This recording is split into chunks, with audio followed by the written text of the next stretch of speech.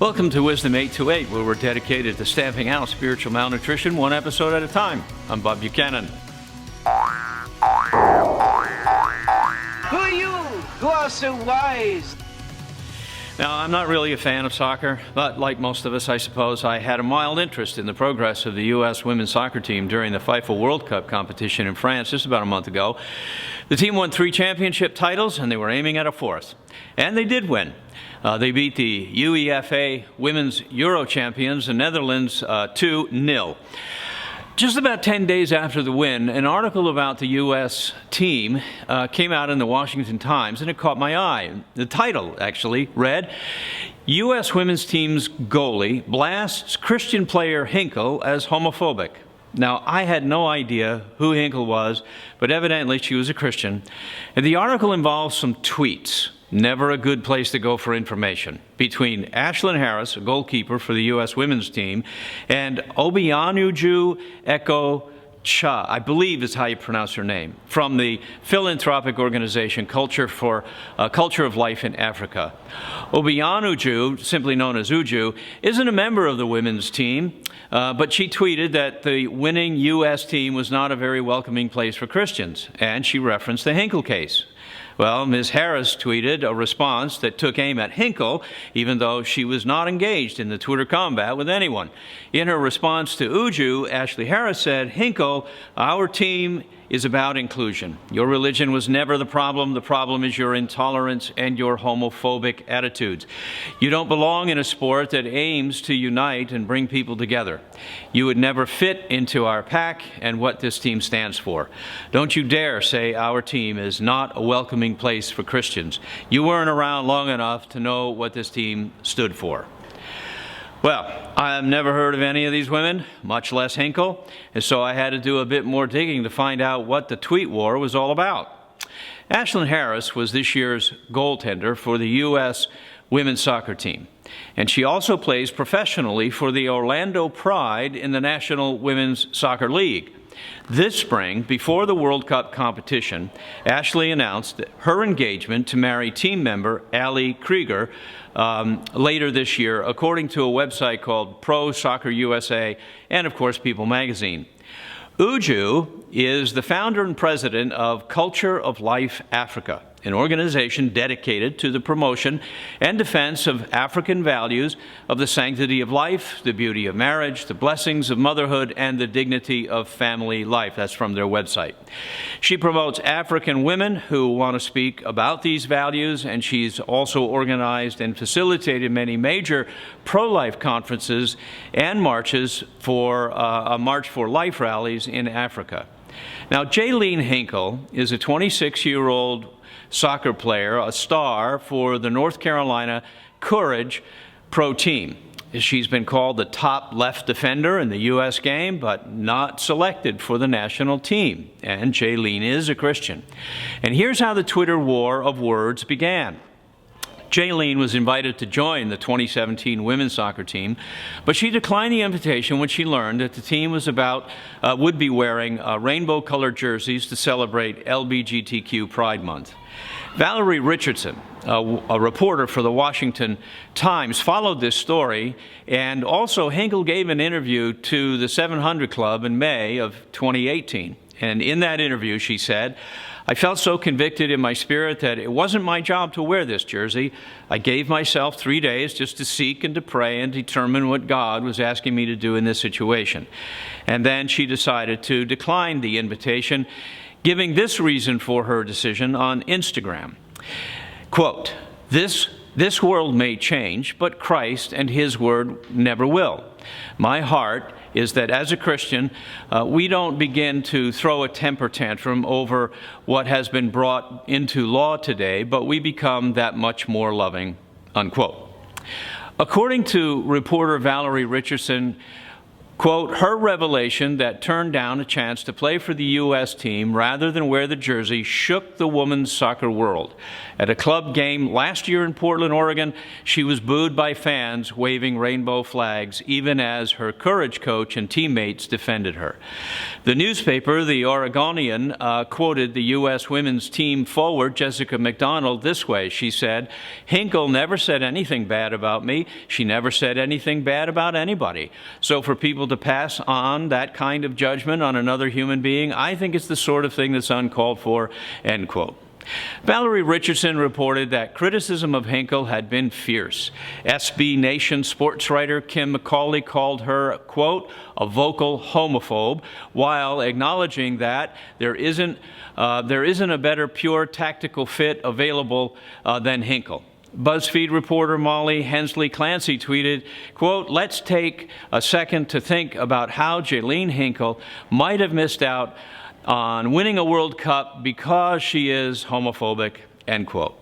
In the 700 Club segment, Hinkle acknowledged that she knew the risks when she declined to wear the jersey. She said, quote, I'm essentially giving up the one dream little girls dream about their entire life, end quote. It's very disappointing, she said, and I think that's where the piece trumps disappointment, because I knew in my spirit, she said, I was doing the right thing. I knew I was being obedient, and just because you're obedient doesn't make it easy. Indeed. Now, as I read this story, it had a familiar ring to me. If you're old enough to remember the 1980s movie Chariots of Fire, it's the biopic of Eric Liddell, you'll see a parallel story here. Eric Liddell was born in China to Scottish missionary parents. And while his parents were in China, he attended boarding school in London. He grew into an excellent athlete, playing rugby and track. He was such a fast runner that in 1924, he was invited to join the Scottish team to compete in the Paris Olympics of that year, and he raced in the 100-meter race. His sister Jenny disapproved of his decision to run competitively for the Olympics. She said that God's purpose for him was to pursue his studies and return to the missions field. But he believed that God had gifted him to run and that he could compete for the glory of God. In a scene from the film, he said to his sister, Jenny, I believe God made me for a purpose, but he also made me fast, and when I run, I feel his pleasure. When Eric Liddell found out that his race, the 100-meter dash, was scheduled on a Sunday, he refused to run because of his Christian convictions about the Sabbath. His decision created a scandal worldwide that neither the press, the British Olympic Committee, nor even the Prince of Wales could dissuade him to run on that day. Then a teammate, Harold Abrams, offered to switch races with Liddell. Abrams would run the 100-meter, and Liddell would run the 400-meter. Now, the heavily favored American team coach dismissed Liddell as no real threat because he was not known as a 400-meter runner, and Abrams was the real competition. But secretly, one of the American runners handed Liddell a note just before the race, which quoted from 1 Samuel 2, that says this, he that honors me, I will honor. Against all odds, Liddell won that race, defeating the Americans. Well, Liddell did go on to serve in China in 1925 as a missionary with the same organizations his parents belonged to. And in 1941, as World War II began, Japan attacked China, and the advancing Japanese army forced Liddell and his family to escape to a rural mission station where he and his wife ministered to a stream of locals who came to the station for medical treatment and for food. And then in 1943, the Japanese reached his mission station, and he became a prisoner of war and was interred in a camp. Liddell developed a brain tumor which eventually took his life just 5 months before the end of the war in 1945, and he died in that camp. A missionary colleague of Liddell's in the mission wrote of him this, he gave me two things. One was his worn-out running shoes, but the best thing he gave me was his baton of forgiveness. He taught me to love my enemies, the Japanese, and to pray for them. Now, both of these stories, Liddell and Hinkle, share a central theme that can make obedience a difficult thing for a Christian, as Hinkle said. They both created scandals in the sports world for what they didn't do rather than what they did do, and they made decisions based on the biblical command to glorify God in all things. Paul put it this way: whatever you do, whether you eat or drink, do it all for the glory of God. Now, Paul's whatever can be running an Olympic race in 1924, playing soccer on the world stage in 2019, or changing diapers, or fixing a car. Sometimes it's what can't be done that will glorify God. And I think that's the larger lesson in these two stories, is that Christians who want to glorify God in everything may mean suffering bad press, or tremendous pressure from powerful organizations, or being dismissed by teammates. The lesson for Christians is this: it's better to fear the Lord and to live a life that pleases God rather than to fear the Twitterverse and live a life that pleases it.